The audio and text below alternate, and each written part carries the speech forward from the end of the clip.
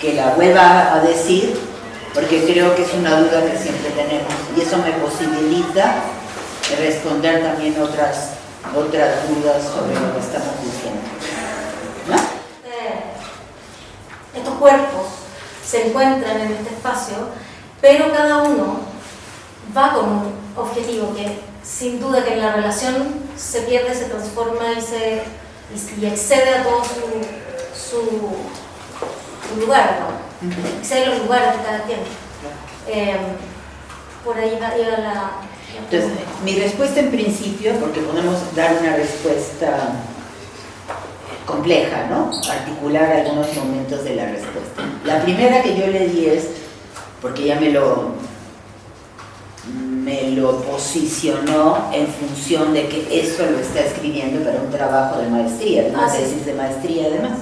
O sea, tiene trabajo práctico y además trabajo teórico. Y yo le decía que para solucionar en principio, que hablara a la manera deleuziana de agencia, es decir, de agenciamiento sin sujeto, que podemos extenderlo a la figura de prótesis.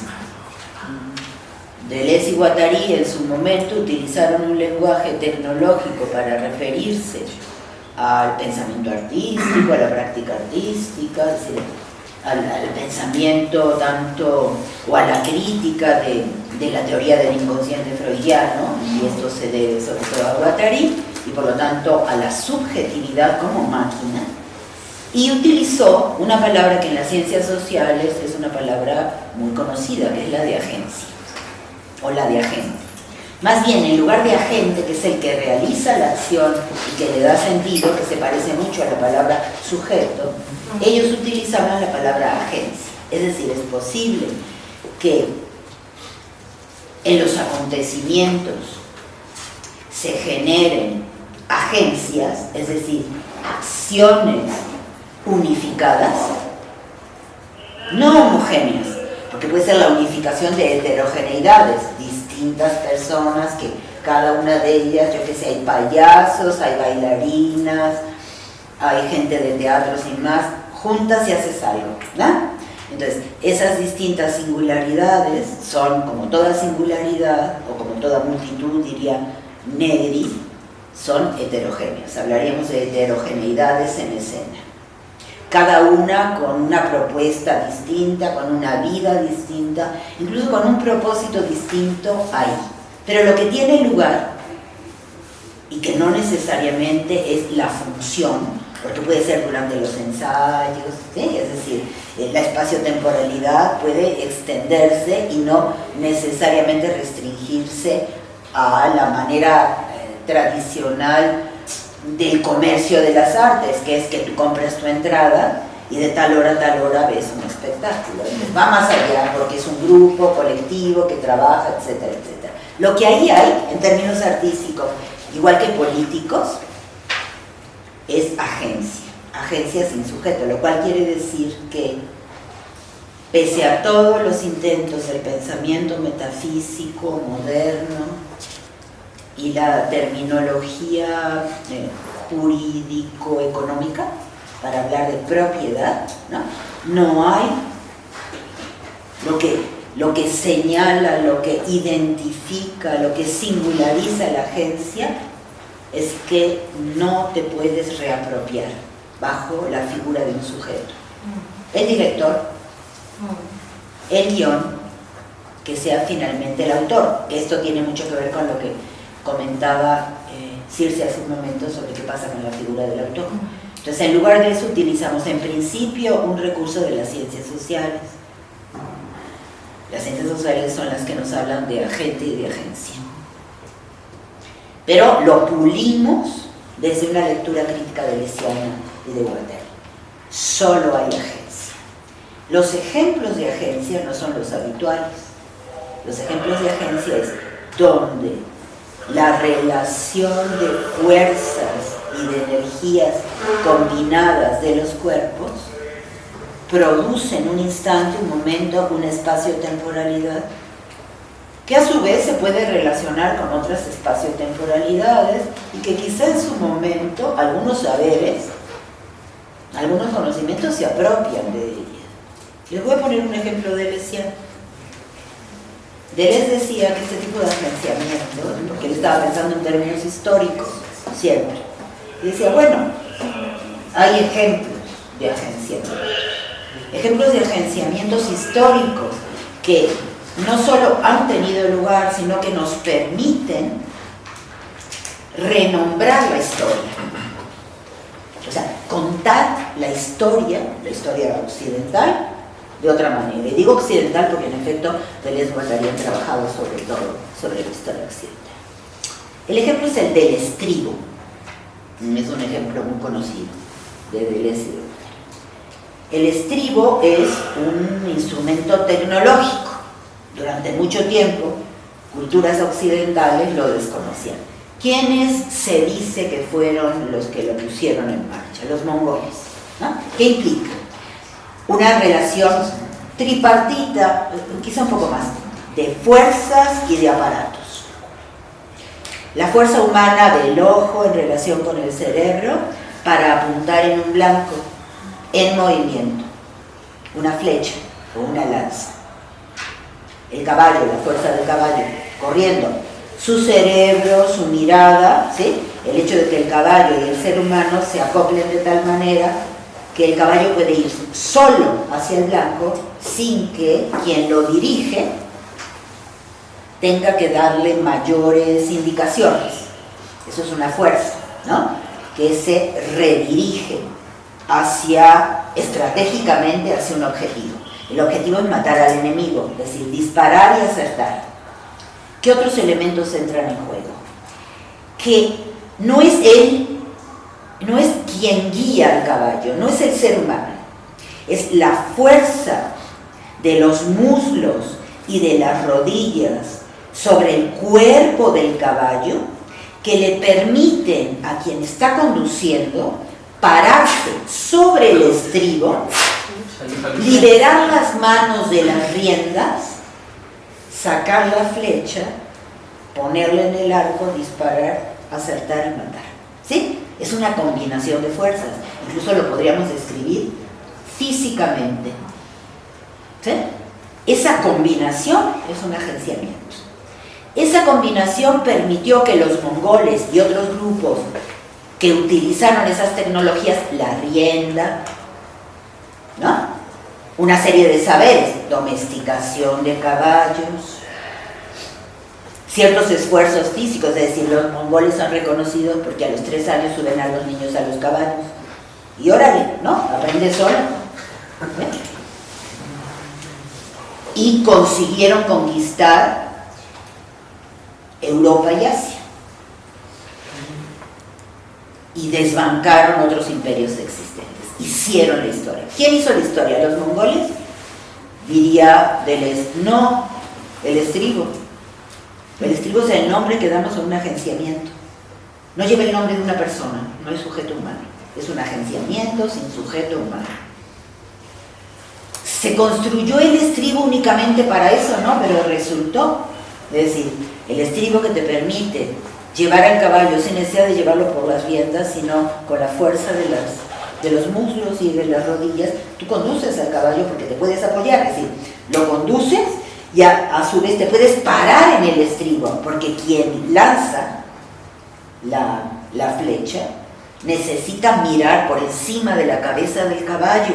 Necesita estar casi en pie, bueno, erguido hasta cierto punto para poder acertar, mientras el caballo trota, mientras el caballo corre. Es una máquina, ¿se dan cuenta? Es una máquina de guerra, es un agenciamiento, es una prótesis. ¿Ya? Deleuze no utiliza ese ejemplo para hablar de otras cosas, pero es un ejemplo buenísimo de agenciamiento histórico, ¿no? Histórico, es decir, que permanece. Y como ese, claro, eso también nos sirve para pensar cuando decimos invención. La invención, es decir, en el caso del estribo nadie patentó el estribo. Distintas culturas cada vez lo redujeron a sus intereses, se construía o sea, tenían que conocer ciertas tecnologías del manejo de los metales, sin duda, ¿no? O sea, todo eso lo podemos ir extendiendo, pero lo que en un momento, en un espacio-temporalidad, se junta bajo el nombre de estribo, agenciamiento histórico. Porque sin eso no se hubiera conquistado, no hubieran podido correr, o sea, si se vino bajo el Imperio Romano fue por el estribo. ¿Entienden? O sea, tiene un valor histórico. Todas las explicaciones, dice Deleuze, no nos sirven. El Imperio Romano se vino abajo por el estribo, agenciamiento. Y otros agenciamientos, quizá no solo eso, pero ahí está, ¿no? No la metalurgia, que es una manera de dar unidad a un saber y una práctica. El conocimiento metalúrgico. Ya los seres humanos habían pasado de la época de bronce y de cobre al hierro, porque los mejores estribos eran de hierro, ¿no? Entonces ya no se cuenta la historia como se contaba, del invento de no sé qué cultura, de tales y tales prácticas en relación con la metalurgia, sino a partir de estos, ¿cómo les diré?, de esta posibilidad del estribo. Además, el estribo tiene otras posibilidades artísticas, el circo. ¿Se acuerdan que los circos europeos del siglo XIX tenían caballistas y caballos, ¿no? Y las caballistas que hacían múltiples movimientos sobre los caballos, sobre el pelo de los caballos, en algunos casos también utilizaban el estribo, es decir, arte, ¿no? Prácticas artísticas espectaculares, etc. Agenciamiento estribo. El estribo es un agenciamiento. Es la unión de fuerzas, ¿entienden? Porque no es la inteligencia del hombre que inventó el estribo, no es ese tipo de explicaciones, es dado el estribo en relación con todas estas fuerzas que se juntan, no se homogenizan, se unifican, pero siguen siendo fuerzas heterogéneas y que no solo se explican, por ejemplo, donde está la figura del hombre y del animal de una manera consciente. El caballo no quiere hacer eso, el ser humano puede querer matar al enemigo, pero sin todas las otras fuerzas, la relación entre la vista y el cerebro para acertar, ¿no? Las flechas y el arco que él no hace, que él toma. ¿De qué? De un ejercicio que te sirve para la reproducción de la vida, porque lo primero que matas son animales. Bueno, dicen, ¿no?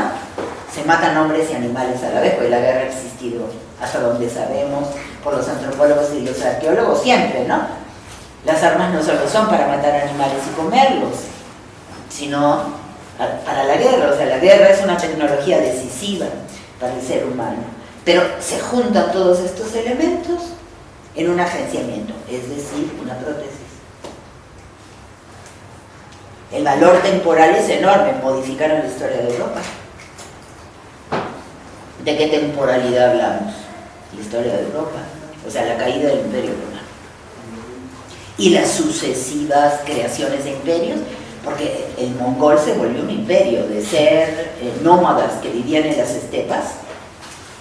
Los grupos, los pequeños colectivos mongoles terminaron unidos como un imperio. No vivieron tanto tiempo como el Imperio Romano, que tampoco vivió tanto, ¿no? Pero bueno, y que de alguna manera es el que explica las lenguas modernas, ¿no? Que proceden del latín, Imperio Romano, ¿no? Entonces, modificas totalmente la manera como cuentas la historia y por lo tanto cómo estás entendiendo historia. Entonces no es porque no sé quién se reunió con no sé quién y decidió conquistar. Estos son productos como separados, pequeñas prótesis. Pequeñas, porque es una pequeña prótesis, un estribo, pero con el poder de extender lo temporal a tal grado de poderte explicar la historia de Europa de otra manera. ¿No? O sea, tienen un poder transformador muy importante. Táctico también, estratégico también. La compañera también hablaba de lo que Lourdes había comentado la vez pasada, que es el caso de las compañeras chilenas que recorrió este bailecito que a mucha gente molestó, pero que es increíble, que podríamos entenderlo también a partir de un agenciamiento. Un agenciamiento tanto abstracto como singular. Abstracto porque ahí están las redes que compartieron esto, y que permitieron que muchos grupos de mujeres se apropiaran de esto para la toma de la calle por razones diversas, pero que fue un agenciamiento feminista, ¿no? Ahí tenemos un ejemplo de agenciamiento feminista reutilizado una y otra vez. Esa relación espacio-temporal, en el caso de este agenciamiento, es entre una idealización, es decir, las redes, ¿no?, y una práctica singular incluso de lengua, porque ya ven que en muchos lugares se tradujo. La canción se la modificó para que se pudiera entender el lenguaje del cuerpo, o sea, los gestos respondían a cierta cosa, y se generó una situación muy interesante. Además, como nos recordaba bien, es que no lo explicaste, surge, dijiste en Valparaíso, Valparaíso. O sea, en una ciudad pequeña, ni siquiera en Santiago, es en una ciudad pequeña y se extiende a todo el mundo por esta conexión, la conexión de las redes, ¿no? Que estamos conectados a nivel mundial, o sea, hay una mundialización y encabalgado sobre la mundialización, la toma de la calle. Muchos objetos y Llámale elementos, ¿sí? O elementos, ¿sí?, para que se pueda producir. Pero el agenciamiento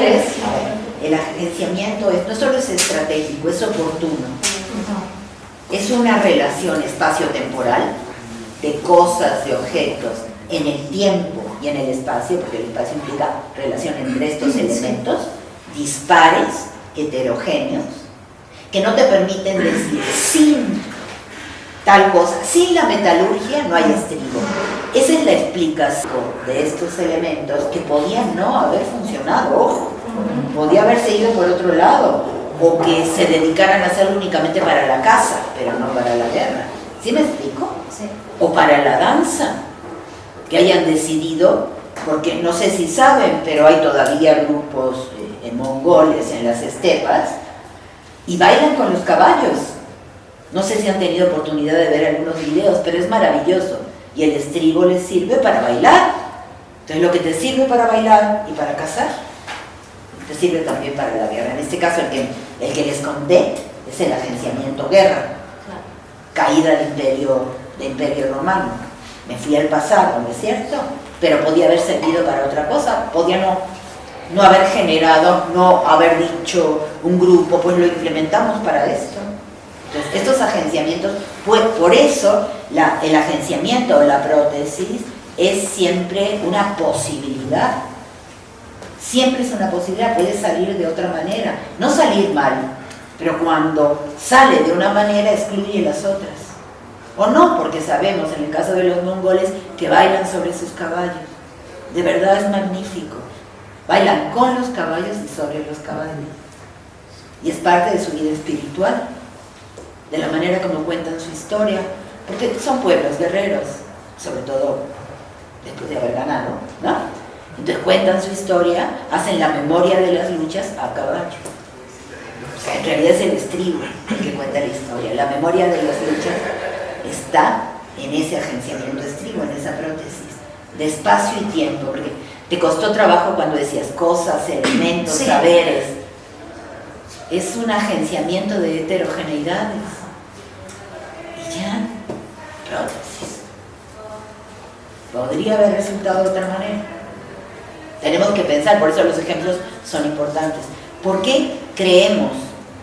A mí hay cosas de Neddy que no me gustan mucho, ¿no? Y que creo que deberíamos criticarlos, pero creo que no es la ocasión, ¿no? Pero lo que sí me gusta es que al meter esta idea de prótesis tan particular, nos permite, sin ningún problema, pensar desde lo absolutamente singular, es decir, de los ejemplos singulares, que analizándolos, ven los cambios, pero ven los cambios en el tipo de pensamiento ya no estético, sino artístico. ¿Sí? El viejo pensamiento estético piensa en unidades, porque donde hay una unidad, el viejo pensamiento estético las piensa a partir de homogeneidades, juntas cosas que tienen algo en común, que se parecen de alguna manera. No, la prótesis implica esta unidad oportuna que crea una espacio-temporalidad, vamos a decirlo en otros términos, existencia, vida, ¿entienden? Realidad. Pero como todas estas palabras están tan cargadas en el universo de la filosofía, ¿para qué les digo realidad? Y empezamos a pensar, esto es real, entonces ¿qué no sería real? ¿Y dónde entra el simulacro que en las artes es tan importante? Entonces, para no irnos por ese camino, espacio-temporalidades que implican siempre heterogeneidades, no hay semejanza, no hay homogeneidad, ¿entienden? De la misma manera que no hay un sujeto homogéneo que se apropie, aunque lo hay, porque en el caso, por ejemplo, de espectáculos y demás, siempre hay alguien que le pone su nombre al espectáculo, todavía, ¿no? Lamentablemente. Pero cada vez lo vemos menos, ¿no? Cada vez lo vemos menos.